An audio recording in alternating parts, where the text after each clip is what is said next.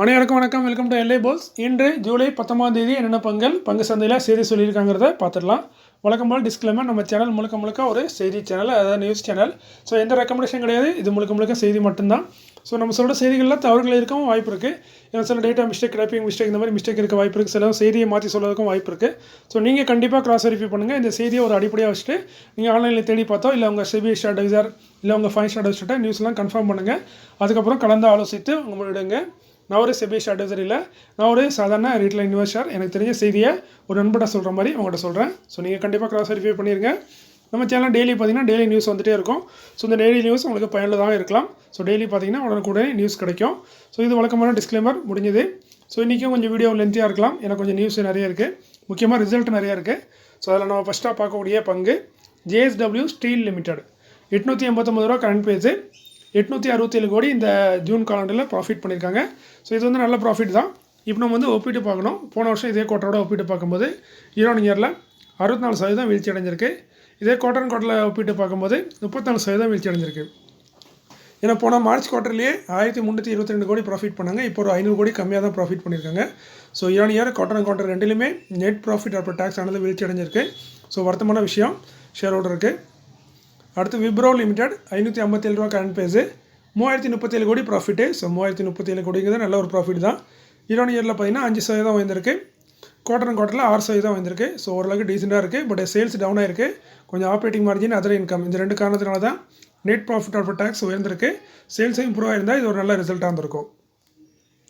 அடுத்து அவென்டெல் லிமிடெட் 183 ரூபா current page, 8 கோடி ப்ராஃபிட் பண்ணியிருக்காங்க. இது இயரில் 7% வீழ்ச்சி அடைஞ்சிருக்கு.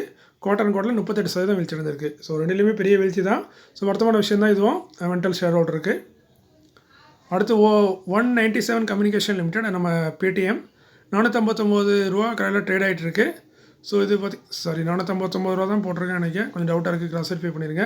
840 கோடி லாஸ் பண்ணி வச்சுருக்காங்க இந்த காலாண்டில்.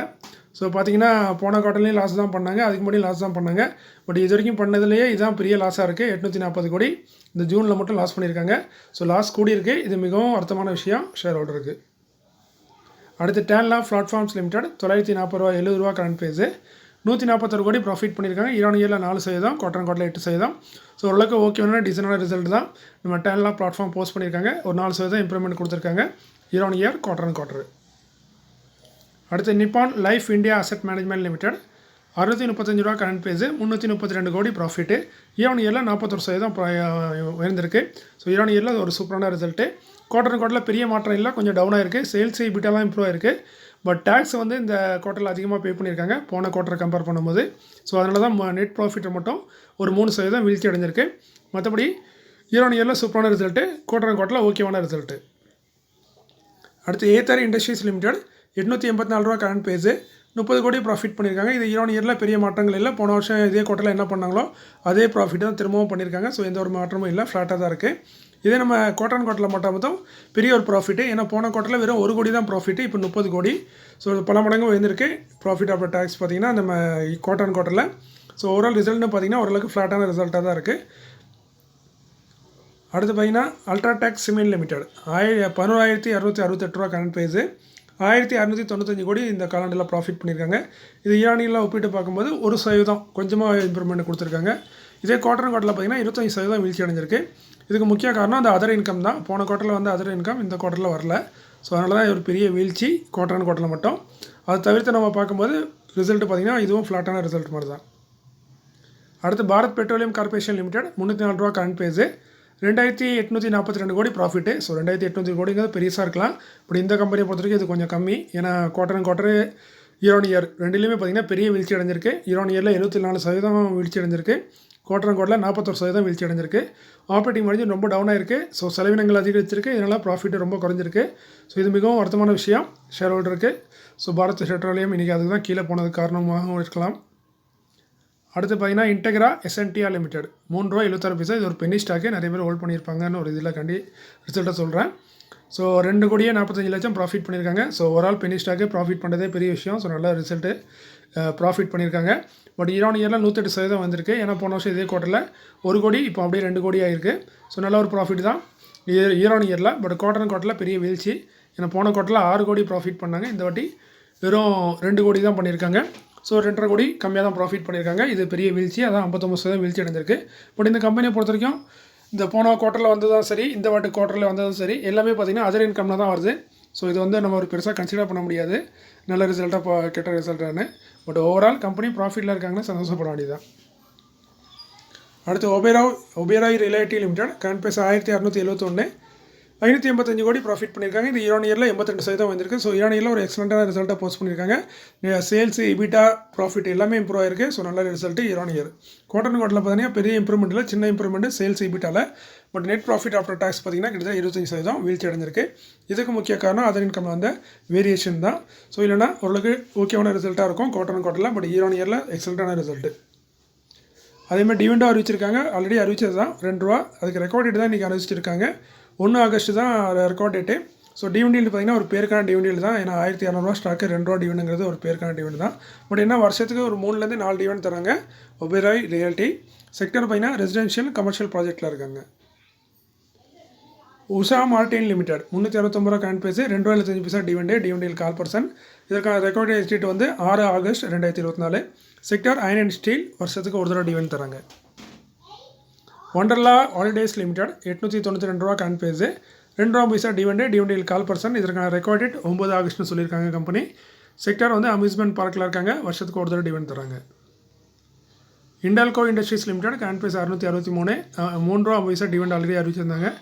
டிவிடெண்ட் பார்த்தீங்கன்னா கிட்டத்தட்ட 1/2% வருது. இதற்கான ரெக்கார்ட் வந்து 9 ஆகஸ்ட்னு சொல்லியிருக்காங்க கம்பெனி. செக்டர் வந்து அலுமினியம் சம்மந்தப்பட்ட தொழிலில் இருக்காங்க. வருஷத்துக்கு ஒரு தடவை டிவிடெண்ட் தராங்க. BHEL அதாவது பாரத் ஹெவி எலக்ட்ரிக்கல் லிமிடெட் 294 ரூபா கரண்ட் ப்ரைஸ், 25% தான் டிவிடெண்டாக தராங்க. டிவிடெண்டில் ஒரு பேருக்கான டிவிடெண்ட் தான். ரெக்கார்ட் டேட் வந்து 9 ஆகஸ்ட்டு. செக்டர் பார்த்தீங்கன்னா ஹெவி எலக்ட்ரிக்கலில் இருக்காங்க. வருஷத்துக்கு இவங்களும் ஒரு தடவை டிவிடெண்ட் தராங்க.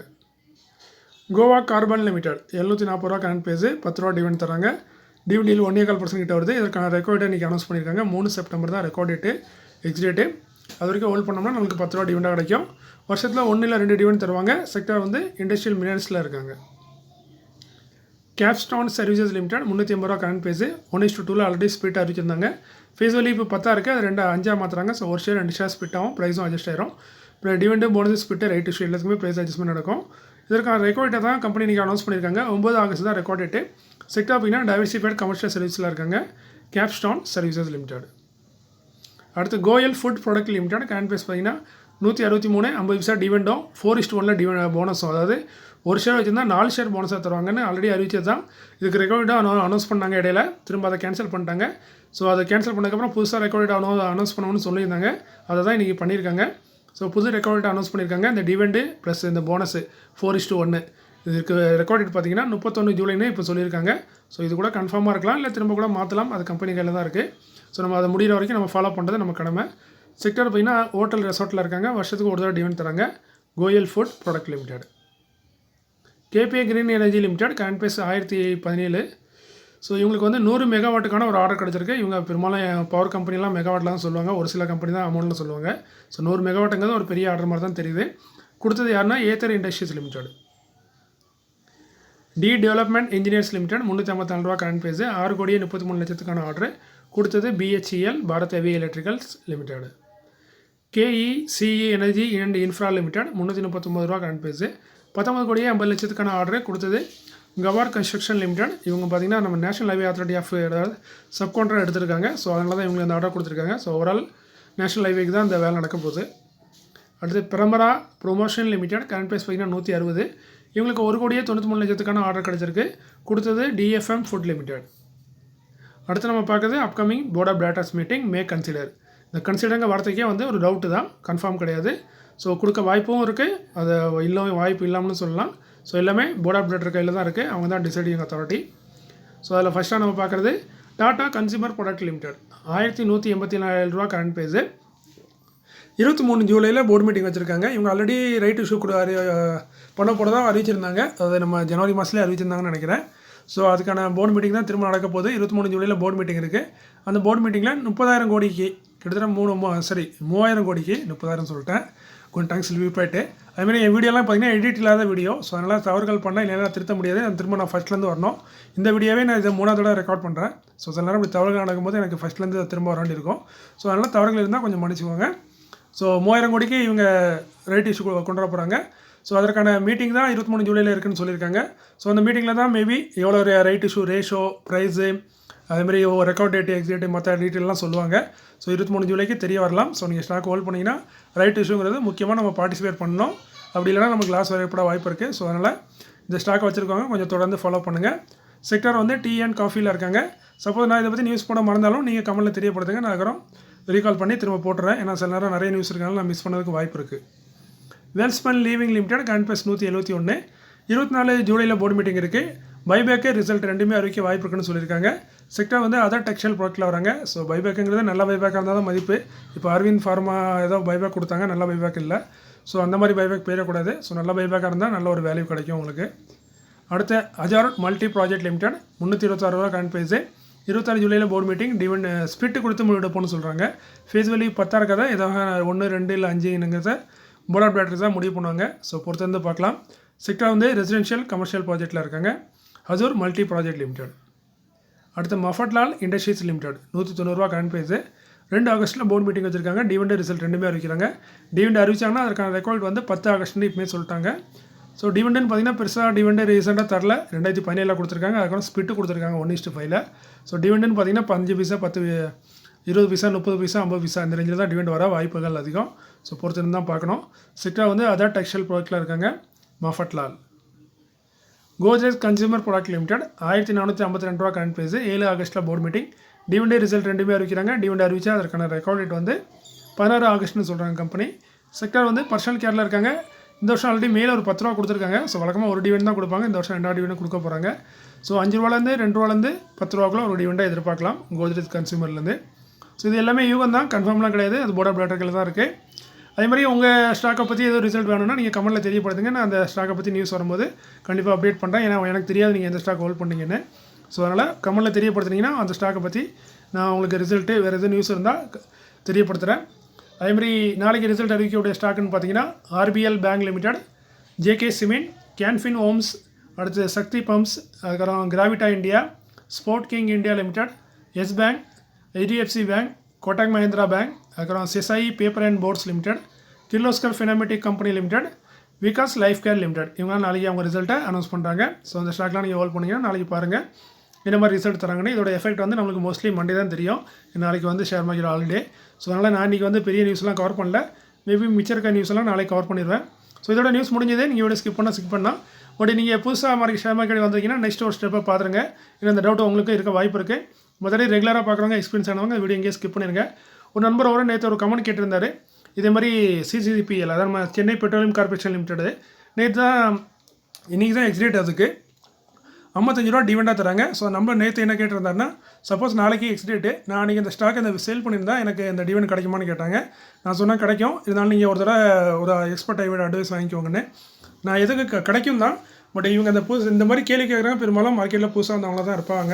அதுக்கு காரணம் ஏன்னா அவங்களுக்கு அந்த ப்ரைஸ் அட்ஜஸ்ட்மெண்ட்டுங்கிறது தெரியாது. ஸோ நீங்கள் என்னை பார்க்கலாம். இது வந்து சென்னை பெட்ரோலியம் கார்பரேஷனோட ஸ்கிரீன்ஷாட் தான். இங்கே பார்க்கலாம். நேற்று ப்ரீவியஸ் க்ளோசிங் அதாவது நேற்று க்ளோஸ் ஆனது என்னென்னு பார்த்தீங்கன்னா இது இன்னைக்குள்ள ஸ்கிரீன்ஷாட்டு. ஸோ நேற்று வந்து 1220 ரூபாய்க்கு க்ளோஸ் ஆகிருக்கு. அதுக்கப்புறம் ஈவினிங்கே அதை அட்ஜஸ்ட் பண்ணிட்டாங்க. அட்ஜஸ்ட் பண்ண ப்ரைஸ் பார்த்தீங்கன்னா 1165. ஸோ ஓப்பனிங்கான ப்ரைஸ் பார்க்கலாம். அந்த வெள்ளையில் 1177க்கு ஓப்பன் ஆகிருக்கு இன்றைக்கி காலையில். ஸோ அட்ஜஸ்டட் ப்ரைஸ் வந்து 1165 தான். டிமாண்டை பொறுத்து அது 77 ரூபா வரைக்கும் போயிருக்கு. ஸோ இப்படி தான் ஒரு ஸ்டாக்கோட வந்து ப்ரைஸ் அட்ஜஸ்ட் பண்ணுவாங்க எக்ஸ்டேட் அன்றைக்கி. ஸோ இன்றைக்கி தான் எக்ஸ்டேட்டு 55 ரூபா டிவெண்டு. ஸோ நேற்று எஸ்டர்டே க்ளோசிங் ப்ரைஸ் பார்த்திங்கன்னா 1220. ஸோ அதை தான் நான் கீழே கேல்குலேஷன் பண்ணியிருக்கேன். 1220.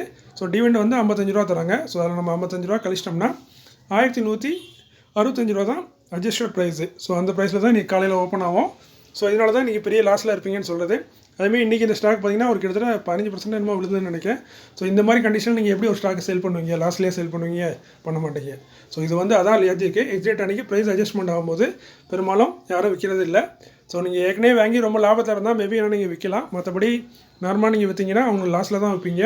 ஸோ அதனால் எக்ஸிட் அன்றைக்கி விற்கிறது அது அட்வைசபிள் கிடையாது. ஸோ ப்ரைஸ் வந்து எக்ஸிட்லாம் அட்ஜஸ்ட் ஆகிரும். ஸோ இது வந்து புதுசாக வரவங்களுக்கு நிறைய பேர் தெரியாது. ஸோ அதுக்காக எக்ஸ்பிளைன் பண்ணேன். ஸோ இதுக்கப்புறம் இந்த கேள்வியை கேட்க மாட்டீங்கன்னு நினைக்கிறேன். இந்த எக்ஸிட்டில் விற்கலாமா ரெக்கார்ட் ரேட்டில் விற்கலாமான்னு. காரணம் இதுதான். இந்த ப்ரைஸ் அட்ஜஸ்ட்மெண்ட் நடக்கிறனால உங்களால் விற்க முடியாது. பெரும்பாலும் லாஸில் இருப்பீங்க. அதேமாரி நீங்கள் லாபத்தில் இருந்தால் விற்கலாம். அது கூட நான் சொன்னேன்னு சொல்லிட்டு விற்றுறாங்க எல்லா ஷேரையும்.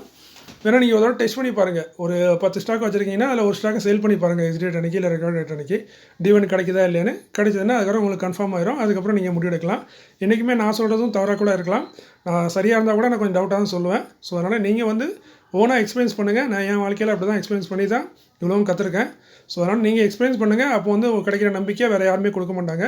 ஸோ அந்த நம்பிக்கை உங்களுக்கு வந்துட்டுனா நீங்கள் இந்த மாதிரி வேறு எந்த டவுட்டும் உங்களுக்கு வராது. அது லைஃப் லாங் உங்கள் கூட வரும்.